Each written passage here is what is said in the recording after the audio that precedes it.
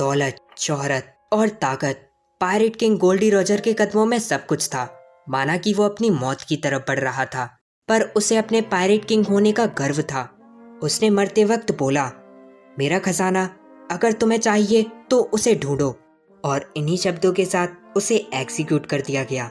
और इस सब के बाद सब लोग वन पीस की तलाश में लग गए और इसी तरह शुरुआत हुई उस महान पायरेट इरा की। एपिसोड के स्टार्टिंग में लूफी एक जगह पर आकर रुक गया, पर आखिर क्यों? क्योंकि उसके सामने था लूची। लूफी ने बोला, आखिर तुम मुझे मिल ही गए। जिसे सुनकर लूची ने एक स्माइल करी और बोला, मैं खुश हूँ कि तुम यहाँ तक आए, वो भी अकेले। लूफी ने यह सब सुनकर बोला, नहीं, शायद मैं यहाँ तक नहीं आ पाता। मैं यहाँ पर हूँ बस अपने दोस्तों की वजह से। तुम लोगों के जैसे मैं भी अकेला नहीं हूँ, और हाँ, कुछ देर में वो सब भी यहाँ पर होंगे। फिर यहाँ पर चॉपर को दिखाया गया, जो कि धीरे धीरे करके लॉ टावर के ऊपर चढ़ रहा था। उसॉप और जोरो भी CP9 से लड़ने की पूरी कोशिश कर रहे थे, और जोरो ने बोला, उसॉप, तुम एक तलवार हो, इसलिए बिल्कुल शान से लड़ो। फिर यहाँ पर नामी को दिखाया गया, जिसने बोला, ऐसे पैरों की वजह से अब मैं खड़ी भी नहीं हो सकती, पर जो भी हो मैं उसे हरा दूंगी। जिसे सुनकर खलीफा ने बोला, माफ़ करना, पर तुम सुंदरता और ताकत में मेरे आसपास भी नहीं, और इसलिए मैं तुम्हारी पूरी की पूरी बॉडी को चमका दूंगी, बिल्कुल तुम्हारे उस दोस्त के जैसे, ताकि तुम मेरा मुकाबला कर सको। नामी ये सब सुनकर बोली, अपना मुंह बंद रखो। अगर तुम्हें लगता है कि ऐसे कोई सुंदर बन जाएगा तो इसे खुद पर ट्राई करो। जिसे सुनकर खलीफा ने बोला, हाँ मैं ऐसा करती, पर मैं पहले से ही बहुत ज़्यादा खूबसूरत हूँ, इतनी कि मुझे इसकी ज़रूरत नहीं पड़ेगी। नामी ने बोला, तुम बस इंतज़ार करो, मैं जल्दी ही तुम्हारे इस घमंड को तोड़ दूंगी। फिर यहाँ पर फ्रैंकी को दिखाया गया, जिसने बोला, वो सही में काफ़ी ज़्यादा डरावना था, पर जो भी हो, मुझे जल्दी से जल्दी जाकर उस लड़की से वो 2 नंबर वाली चाबी लेनी होगी, वरना काफ़ी ज़्यादा देर हो जाएगी। और तभी उसने अपने ऊपर देखा और वहाँ पर था चॉपर। जिसे देखकर फ्रैंकी ने बोला, चॉपर बस इंतज़ार करो, मैं बस आ गया। फिर यहाँ पर ओहिमो और काशी को दिखाया गया, जो कि अभी भी लड़ रहे थे, और उन दोनों ने बोला, हम तुम्हें अंदर नहीं जाने देंगे, तुम सब वही हो जिसने हमें 50 सालों तक धोखा दिया। पीछे से एक ऑफिसर ने ये सब देखकर बोला, सुनो सब लोग, दोनों से लड़ने से अच्छा कि हम एक पर हमला करें, और हाँ, उनके पैरों पर हमला करो। और इस सब के बाद नेवी वालों ने बिल्कुल ऐसा ही करा, और फिर काशी को नीचे गिरा दिया। पीछे से पाउली ने ये सब देखकर बोला, लगता है कि वो ज़्यादा देर तक यहाँ पर नहीं टिक पाएंगे। और तभी नेवी वाले उस गेट को पार करके अंदर की तरफ आ गए, और उन सब ने मिलकर गैलीला कंपनी और फ्रैंकी फैमिली को एक जगह पर पकड़ लिया। फिर यहाँ पर CP5 वाले को दिखाया गया, जो कि रॉबिन को लेकर वहाँ से आगे की तरफ जा रहा था, और बोला, मैंने कभी भी नहीं सोचा था कि पायरेट्स इतना अंदर तक आ जाएंगे। और ये कहने के बाद उसने एक ट्रांसपॉन्डर स्नेल से बोला, CP9, आखिर तुम सब कर क्या रहे हो, जवाब दो।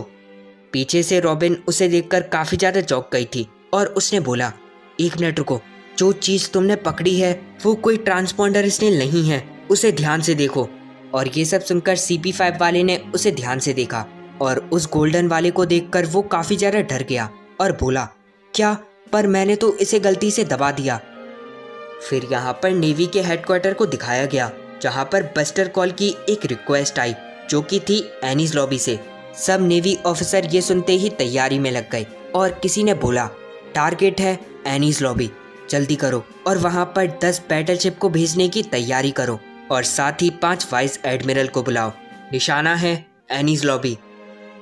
फिर यहाँ पर वापस से CP9 वाले को दिखाया गया, जो कि नॉर्मल वाले ट्रांसपॉन्डर स्नेल को देखकर बोला, ओ नहीं, मैंने तो इसे दबा दिया, मैंने गलती से इस बटन को दबा दिया, कुछ ही देर में वो सब आते ही होंगे। और यहाँ पर ये सारी की सारी बातें पूरे के पूरे एनीज लॉबी में ब्रॉडकास्ट हो रही थी। CP9 से लेकर नेवी ऑफिसर और फ्रैंकी फैमिली तक सब के सब लोग उनकी बात को सुन पा रहे थे। CP5 वाले ने थोड़ा सोचने के बाद बोला, वैसे इसमें दिक्कत वाली कोई बात नहीं होगी, क्योंकि मैं उस सब से पहले ही यहाँ से निकल जाऊँगा, और बचेंगे वो कुछ पायरेट्स और नेवी ऑफिसर। रॉबिन ने ये सब सुनकर बोला, बकवास करना बंद करो, जैसे कि मैंने पहले बोला था, बस्टर कॉल वो सब चीज़ को तबाह कर देगी, आइलैंड पर मौजूद सब के सब लोग वो मारे जाएंगे, फिर फर्क नहीं पड़ता कि वो कौन हो, बिल्डिंग से लेकर खुद पूरा का पूरा आइलैंड वो राख बन जाएगा। ये ऐसा होगा जैसे एनीज लॉबी जैसा कुछ था ही नहीं। और सब लोग ये सुनकर काफ़ी ज़्यादा डर गए। रॉबिन ने बोला, ओहारा के जैसे इसे भी बिल्कुल तबाह कर दिया जाएगा। जिसे सुनकर CP5 वाले ने बोला, तुम सही हो, वैसे भी मुझे इन नेवी ऑफिसर की कोई भी ज़रूरत नहीं है। यहाँ पर जो भी लोग जिंदा हैं वो मेरे लिए बस एक कबाड़ से ज़्यादा कुछ भी नहीं। ये आइलैंड जब ख़त्म हो जाएगा तब सबको पता चलेगा कि उनके साथ क्या होता है जो कि गवर्नमेंट से लड़ाई करे। इस आइलैंड पर उन सब की कुर्बानी के बाद ये बात सबको याद दिलाएगी, इसलिए वो सब मर ही जाएं। पर अगर कोई बचेगा तो वो हूँ मैं। मुझे उन बेकार से नेवी ऑफिसर की कोई भी ज़रूरत नहीं जो पायरेट्स तक को नहीं रोक पाए। रॉबिन ने ये सब सुनकर उससे बोला, वैसे तुम्हारा वो ट्रांसपॉन्डर स्नेल कब से खुला था?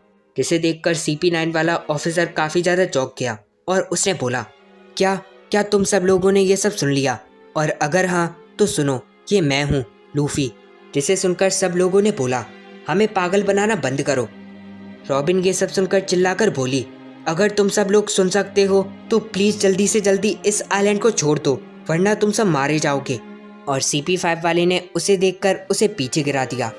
सब लोग ये सब सुनकर काफ़ी ज़्यादा डर गए थे और उनमें से एक ने बोला, उसने बोला बस्टर कॉल सब चीज़ तबाह कर देगी। फिर यहाँ पर दादी कोकोरो को दिखाया गया, जिन्होंने हंसते हुए बोला, पायरेट्स वाले बच्चों, सही में तुम सबने गवर्नमेंट को हिला कर रख दिया। एनीज लॉबी जो कि वर्ल्ड गवर्नमेंट का आइलैंड है वो कुछ ही देर में तबाह हो जाएगा। तो क्या ये इस सब का अंत होगा या फिर किसी नई चीज़ की शुरुआत? और यहाँ पर सारे के सारे नेवी ऑफिसर ये सब सुनकर अपनी जान बचाकर भागने लगे और बोले, अगर अपनी जान प्यारी है तो यहाँ से भागो, एनीज लॉबी से निकलो। फिर यहाँ पर काकू और ज़ेब्रा को दिखाया गया, जहाँ पर काकू ने बोला, बस्टर कॉल कुछ ही देर में आ जाएगी, मतलब कि हमें ये सब जल्दी ख़त्म करके यहाँ से निकलना होगा। और यहाँ पर जोरो ने बोला, सुनो उसॉप, मेरे पास एक आइडिया है। जिसे सुनकर उसॉप ने बोला, हाँ बताओ कैसा आइडिया है, क्या यहाँ से भागने का या फिर इनसे बचने का? जोरो ने बताया, सुनो उसॉप, अब तुम कोई उसॉप नहीं बल्कि तुम एक महान तलवार हो जिसका नाम होगा नोज स्टॉर्म। जिसे सुनकर उसॉप काफ़ी ज़्यादा चौंक गया और बोला, चॉपर आखिर तुम हो कहाँ पर, प्लीज़ जल्दी करो। फिर यहाँ पर लूची को दिखाया गया, जिसने लूफी से बोला, सुनो, बस्टर कॉल कुछ ही देर में यहाँ पर आ जाएगी। और हाँ, वैसे बता दूँ, तुम्हारी दोस्त इस दरवाजे के दूसरी तरफ है। जिसे सुनते ही लूफी ने लूची पर काफ़ी तेज़ी से हमला कर दिया। लूची ने बोला, मुझे बोलने का मौका दो। और तभी लूफी ने उसे काफ़ी तेज़ी से पंच मार दिया। लूची ने भी उस पर अटैक करने का ट्राई करा, पर लूफी ने उसे डॉज कर लिया और फिर उन दोनों ने एक साथ एक दूसरे को बहुत तेज़ी से पंच मारा। दोनों की ही ताकत काफ़ी ज़्यादा थी, इतनी थी कि वो दोनों ही दूर जाकर गिर गए, पर फिर से खड़े हो गए। और लूफी ने बोला, मैंने बोला ना, मेरे रास्ते से हट जाओ। लूची ने बोला, सुनो, तुम्हारी दोस्त बस पास में ही है, पर तब भी आज के बाद तुम उसे नहीं देख पाओगे।